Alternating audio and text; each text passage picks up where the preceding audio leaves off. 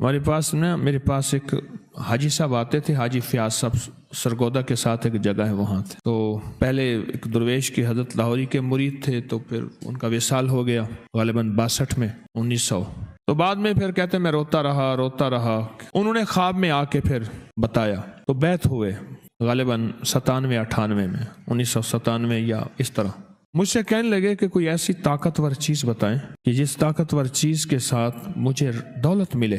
میں نے کہا دولت کے خزانے کئی ہیں، لیکن چونکہ آپ نے بہت وظیفے کیے ہوئے ہیں تو میں آپ کو سورۃ مزمل کا خزانہ دیتا ہوں. دولت کے خزانوں کے کئی وظیفے ہیں جو آقا کملی والے نے قرآن حدیث میں موجود ہیں، تو میں آپ کو ایک سورۃ مزمل کا وظیفہ دیتا ہوں. آپ 40 دفعہ روز سورۃ مزمل پڑھا کریں. وہ کرے تو مسئلہ ہی کوئی نہیں. واقعی ان کے لیے مسئلہ نہیں تھا، بہت ماشاءاللہ ذکر کرنے والے تھے. میں نے آپ 40 دفعہ روز سورۃ مزمل پڑھیں.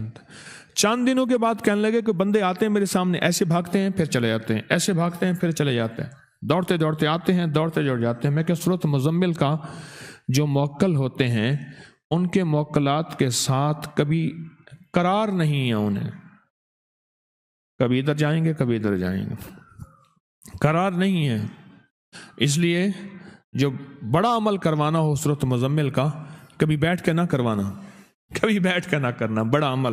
بڑا عمل سورۃ مزمل کا کبھی بیٹھ کے نہ کرنا، کبھی بیٹھ کے نہ کرنا، ہمیشہ چلتے ہوئے. یہ عامل بتاتے ہیں.